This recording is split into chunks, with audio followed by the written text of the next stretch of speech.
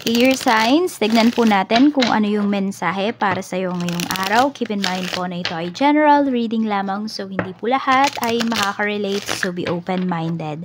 Sa mga hindi pa po nakasubscribe dito sa ating channel, please subscribe na po kayo and pa-like na din po ng ating video. At sa mga nais pong mag-avail ng ating private readings, ng ating Evil Eye Amulet Necklace at ng ating Tiaras Bracelet, makikita nyo po yung link sa description box. Sorrow Intentions by Aliana Reyes. Open po tayo for Pinas shipping at saka international shipping. So, para saan nga ba ang ating Evil Eye Amulet Necklace at ang ating Tiaras Bracelet? Pangontra po yan sa kulam, sa barang, sa mga nanunumpa po sa inyo, sa mga naiinggit sa inyo, sa mga nag-i-evil eye sa inyo. Pangontra din po yan sa aksidente. Pampaswerte po yan sa love life, sa career, sa business, sa travel, sa kung may inaayos kayong mga visa, mga ganyan, o yung iba sa inyo, gusto nyo pumunta ng ibang bansa, mag-abroad, ganyan. Ano pa? Promotion, okay din po yan. Sa health, okay din yan. At sa sugal. Kaya lang, use it wisely kung sa sugal nyo po yan gagamitin. So, may tamang pag-aalaga po dyan. Ituturo ko po yan sa inyo pagka nag-avail po kayo. So, message na lang po kayo directly if you are really interested para ma-entertain ko po kayo. So, tignan natin ano ang mensahe for you. Spirit guide, mensahe po natin.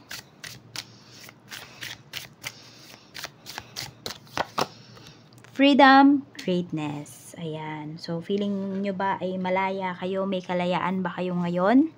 Air signs, nagagawa nyo ba yung gusto ninyo? Mas kilala nyo ba yung sarili ninyo?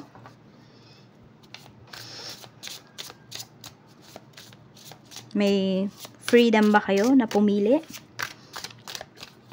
Or may ano ba? Siguro financial freedom. Yun siguro yung ina-achieve ng karamihan po sa inyo. Ano? We have toxic people. Ba't nakabaliktad na kasi siya? Okay, so ayan po. Pwedeng nakalaya na yung karamihan sa inyo, air sign, sa mga toxic people sa life po ninyo. And you're very pleased about it. Tignan natin ano pa yung mensahe. Ano tong freedom and greatness. We have Four of Swords. Okay, yung iba sa inyo talaga may peace of mind na kayo dito. Oh. Hindi naman sa wala kayong katakot-takot pagdating sa mga decisions na gagawin ninyo. Pero mas buo na po yung loob ninyo dito ngayon. Tignan natin. Ano pa yung mensahe? So, pwedeng wala na pong bumabagabag sa loob ninyo. Tignan natin. Ano tong toxic people in reverse? We have Page of Cups. Ayan. So, hindi ka na natitrigger. And also, nakikita ko dito, hindi ka na yung parang laging nakasimangot or poker face. So, natututo ka na dito na wag masyadong i-absorb yung mga energies ng ibang tao. Lalong-lalo na kung hindi mo naman yan energies. Ayan po, Page of Cups. Cool ka lang dito ngayon. Tignan natin ano pa yung mga pwedeng mangyari para sa'yo ngayong araw. Meron tayong Nine of Cups, di ba? May happiness. Ayan po. Very proud ka sa kung ano yung mayroon ka. Knight of Cups. Pwedeng may mga, ano po dito, may mga opportunities na lalapit sa'yo. We have the Hermit. Okay. Pwedeng ganito. Ikaw lang yung nakikita nila na offeran talaga nila ng ganung offer, kung ano man to, or ano man tong opportunity na ito na paparating para sa'yo. Kahit nananahimik ka lang dito, kahit tahimik ka, di ka nag-iingay, no? Air signs, may mga lalapit at lalapit po sa yung opportunity ngayong araw. Tignan natin. Ano pa yung mensahe pagdating po sa family? Sa family spirit guide, we have Three of Cups. We have the World. May despedida. May pa-despedida ba dito para sa family member po ninyo? Pwedeng may papaalis na family member. Ayan. So, maganda naman yung energy natin na to. It's either may paalis or may padating ka na family members. So, ayan. Enjoy lang yung nakikita ko dito. Enjoyment. Happiness. Ang nakikita dito sa family po ninyo. Energy ng family. Yan, tignan natin. Pagdating naman po, mini reunion. Tignan natin pagdating naman po sa mga taong makakasalumuha mo, sa mga friends mo. We have Judgment. We have Ace of Pentacles. Okay, mukhang mayroong iba balita sa'yo dito. Isang kaibigan na, ayan, pwedeng, hindi ko alam kung nagpatulong siya sa'yo eh.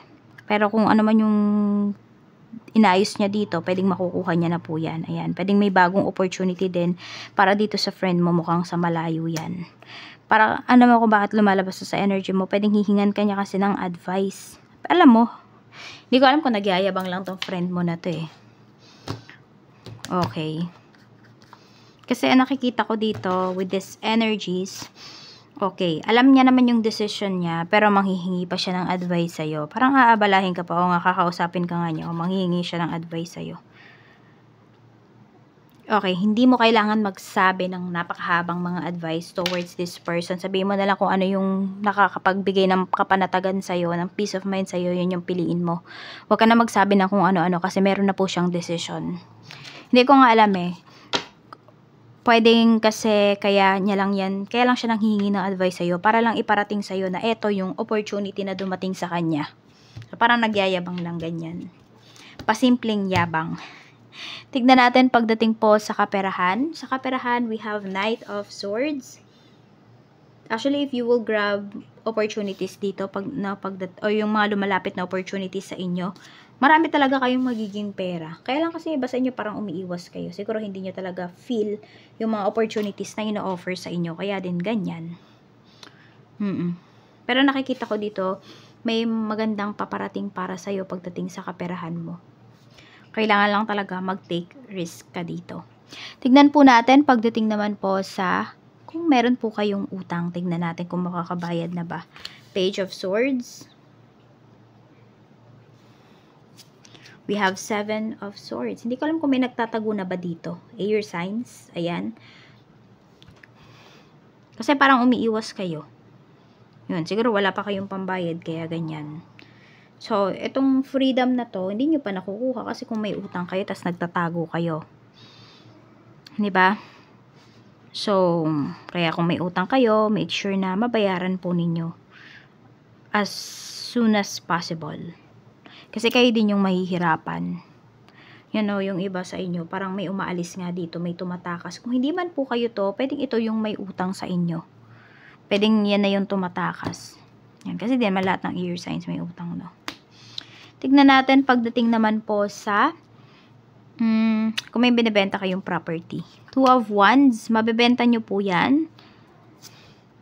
Ayan, mabebenta nyo po yan. Pwedeng hindi pa aabot next year. Mabebenta nyo na yung ano na yan, yung property. Pwedeng ang sa malayo pa eh. I mean, pwedeng balikbayan pa yung mabentahan ninyo kung ano man yung property na binibenta po ninyo. Or sabihin natin parang tawid dagat pa siya. Tignan po natin pagdating naman sa mga mag-a-apply ng work. Mag-a-apply pa lang po ha. We have 7 of Pentacles. Nawawalan ka agad kayo ng pag-asa. Ayan po, ang ganda ng energy ninyo. So, apply na po kayo. Huwag na kayo magdalawang isip. Oo. Nakikita ko naman dito na meron talaga kayong kakayahan. Kaya naman, pursue nyo na po yan. Mag-apply na kayo. Huwag na kayong tamarin. Huwag kayong panghinaan ng loob. Tignan po natin. Ay, iba sa inyo, pwedeng ang problema nyo ay about sa kaperahan. Ano? So, sideline muna kayo ngayon. Tignan natin pagdating naman po sa trabaho. Sa trabaho, we have Knight of Pentacles. Tingnan mo, mukhang may ino-offer talaga sa'yo dito. Yung iba sa inyo, air signs, nasa malayo talaga yung opportunity or magandang opportunity para sa inyo. Page of Wands. Moon, ako-confused na tuloy yung iba sa inyo. Ayan, pwedeng happy ka naman pagdating sa work. Kaya lang kasi may mga dumarating na mas magandang opportunity. So, dun po kayo naguguluhan. So, pag-isipan yung mabuti. Ayan, baka ito yung magbigay ng financial freedom sa inyo. Yung new job na ino-offer po sa inyo. Tignan natin pagdating naman sa negosyo. Sa negosyo naman po, we have 3 of Pentacles. Nakita mo, maganda yung negosyo po ninyo ngayon. You see, we have Wheel of Fortune. So, kung feeling mo, di ba, pagkabukas mo ng business mo, ano ba yung nafe-feel mo? Nafe-feel mo ba na maganda yung araw na to para sa inyo or nafe-feel nyo na hindi? So, change your mindset, okay? Always be positive pagdating dito sa inyong negosyo. Lalo na kung alam niyo na binibigay nyo naman po yung best ninyo. Diba? Kung alam mo na binibigay mo yung best mo, huwag ka mag-iisip ng negative na mahina yung kita ninyo ngayong araw. Kasi maganda po yung kita ninyo today. Wheel of Fortune. Yung akala mo na hindi magandang araw na to para sa'yo, ay ito pala yung pinakamagandang araw para sa business mo. Tignan natin para naman po sa mga single. Six of Pentacles. We have Knight of Wands. Okay, so marami tayong single dito. Pwedeng nagfo-focus po kayo sa inyong kaperahan ngayon. Yan, kasi doon kayo nakakaramdam ng satisfaction. Sa pera po ninyo. Sa pera, sa negosyo, sa business, sa career, yan po, dyan kayo nakafocus. So, yung iba po sa inyo, pwedeng kunwari, nag-business kayo, or may trabaho kayo, pwedeng doon nyo po makilala yung taong makaka-deal po ninyo. Kasi dyan, umiikot yung life nyo eh. Kaya parang kahit ayaw nyo, dyan nyo makikilala. Expect the unexpected na lang. Sa mga married naman po, we have Page of Pentacles and we have the Fool. So, pwedeng ikaw dito, pinupurso mo yung asawa mo na mag-take siya ng mga ganitong trainings, makakatulong yun sa inyo, financially, 'di ba, sa family ninyo. Kaya lang kasi mukhang mas ikaw yung interested kaysa dun sa asawa mo. So, parang laging dahilan ng asawa mo, hindi niya na kaya, ganyan.